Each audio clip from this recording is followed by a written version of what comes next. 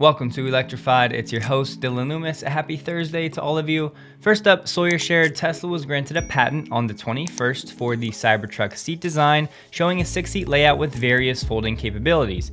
Now, you may be saying, Dylan, wow, folding seats, what's the big deal? Well, some pickup trucks, at least to my knowledge, in the back, the seats actually fold up. So if indeed these back seats do fold down, that could be nice, which would allow access maybe to the vault, which plenty of people have been requesting. And from this first image, you can see this front middle seat should fold down with some storage here and then possibly a drawer of sorts on that bottom as well. But a word of caution on these patents, remember that Tesla has a laser windshield wiper patent for the Cybertruck that seems as though it's not going to make it to the initial Cybertruck production variant, so keep that in mind. But when looking at the actual patent, which will be linked below, it's basically just a series of images and not much else. But if we go to images 13 through 18, these are going to be the rear seats. So here you have the first image. Here's another view, but this is the image I wanted to point out. It looks as though it'll be a 60-40 fold in the back if they do indeed fold, because remember, none of these images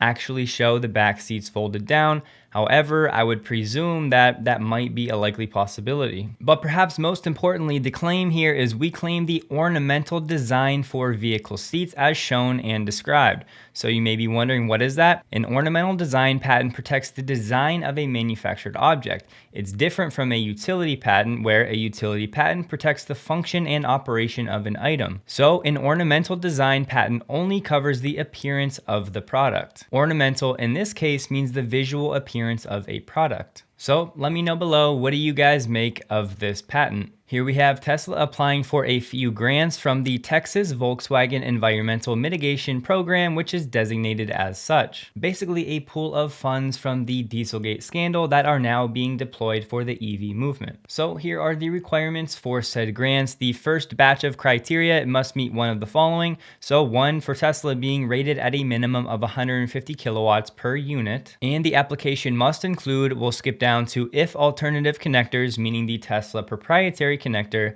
will be included in an application. For Tesla, they would. There must be at least one CHAdeMO, which is basically a dead standard, so we can skip over that for the most part, and or SAE CCS charging protocol connector for each alternative connector included in the application. So what this means is for Tesla to win these grants, they would have to include CCS connectors. And looking at the applicant list, Tesla shows up 4 times. You can see it here, once for 500K, another time for 500K, and then 2 more, roughly for 380,000 each. So this would be the first time that Tesla Superchargers in the United States would have a CCS connector, which fits with their mission to open up the supercharging network. This is what the charging port looks like for Tesla Model 3 and Ys over in Europe, as they are already using the CCS standard. And this is what some of these superchargers in Europe look like, with 2 different cables, one for the Tesla proprietary connector and then one for the CCS connector, because the S and X were still using the proprietary while the Model 3 and Y have moved to the CCS. And one more image of this dual cable implementation that would lead us to believe this might be how Tesla is going to approach this grant for the United States. And while that would make sense to keep the manufacturing process the same and the user experience the same and to try to simplify as best as they can, it doesn't mean they have to. They could have certain supercharger stalls that only have CCS. They could have adapters. So there's a lot of different ways that Tesla could implement this, but I don't know. Let me know, what do you think is the best option going forward? And to you Europeans out there who have been complaining about incorrect speed limits and not getting the correct speed before you cross the sign, Elon said we're aiming for a significant improvement for owners outside the US around March, depending on regulatory approval, so hang in there. Just real quick, 2 job postings for senior vehicle test engineer for the Tesla Semi at Fremont, and one other one for commercial truck operator for durability testing, also at Fremont. So more testing for the Tesla Semi is indeed underway. Tesla's hiring for these positions, so if you're interested, be sure to check the website. I've been looking around to try to find videos of the blind spot monitoring camera. Here, obviously, we have an image, kind of how it will be implemented, but there was one quick video, although it's terrible quality and very short.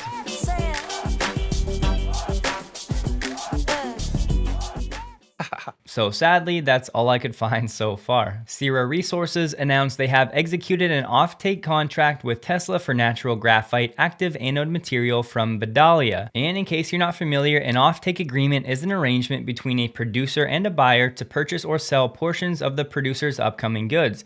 It's normally negotiated before the construction of a factory or facility to secure a market and revenue stream for its future output. These offtake agreements are used to help the selling company acquire project financing for future construction, expansion projects, or new equipment through the promise of future income and proof of existing demand for the goods. So Tesla will offtake the majority of the proposed initial expansion of AAM. Remember, AAM is active anode material capacity at Vidalia at a fixed price for an initial term of 4 years, commencing from the achievement of a commercial production rate subject to final qualification.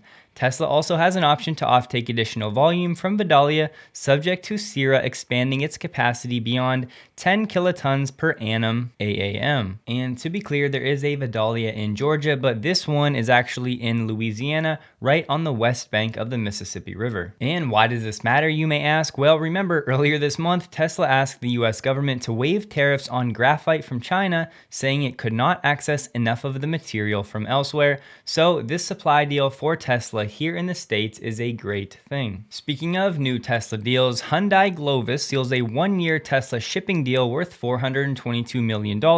This Tesla contract is Hyundai Glovis's largest from a single car maker since its start in the sector some 13 years ago. I just wanted to share, I know some of you really like tracking the shipments for Tesla, so if you're into that, here's another name to monitor. And real quick, Brian from My Tesla Weekend has become a friend of mine, and he honestly has been one of the best when it comes to estimating Tesla production and delivery figures. So here's a quick message from my guy, Brian.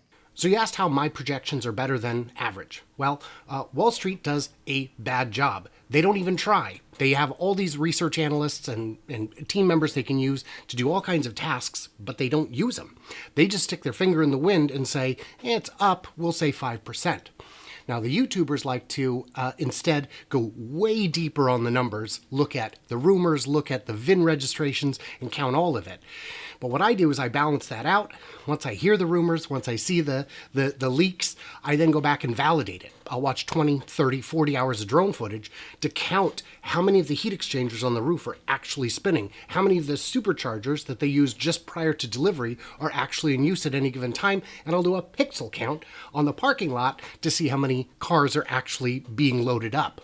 And that, so far, has worked out pretty well. And Brian's a good dude. He does a lot more than just production and delivery estimates. His channel is linked below, so check him out if you'd like. For whatever reason, people are still highly interested in where Elon Musk lives. So there was this Wall Street Journal article, and it said, what few people know is that for roughly a year, Elon has also been living in a waterfront estate in Austin owned by a rich friend nicknamed Kenny. People familiar with the matter are saying. The article also said that Elon engaged a series of real estate agents to show him Austin area mansions for purchase. Presumably, this Austin home where Elon may have stayed for a period of time was owned by Ken Howery, who has known Elon for decades. Mr. Howery co-founded PayPal Holdings. The mansion where Elon may have stayed for a time sold for more than $12 million in 2018 and could sell for multiples of that now. But after this story broke, Mr. Howery said in a text message, Elon does not live at my home, he lives in South Texas. He stayed at the house as my guest occasionally when traveling to Austin. And Elon said, I don't live there and I am not looking to buy a house anywhere. So if you're into celebrity gossip, there's the latest. Elon said, whereas radar has trouble seeing small pedestrians, they're obvious to Tesla vision, so one more argument for Tesla getting rid of radar. Elon was asked, will the EU, and specifically the UK, releases ever get better feature parity? Stuff like Disney Plus is not available, to which Elon said, Disney restricted us to the US only. As far as the FSD beta 10.8 releasing today, Elon said yes, but if we find unexpected bugs, release might be delayed until the 24th, which would be tomorrow, Friday. And for you Europeans hoping to get the Xmas love with the holiday update, Elon said yes. And last up today, today, Nikola shares surged 20% after the company delivered its first EV truck and says more to come. I guess I'm just surprised that people are still interested in investing in Nikola. No offense if you are one of those people, I wish you all of the best. After Nikola announced on Twitter that the first customer delivery is done. But that's all for today, and as far as the video for tomorrow, Friday goes, there's a slight chance that I won't upload a video if there's just nothing going on. So in that event, I wish you guys a very Merry Christmas and a Happy Holidays.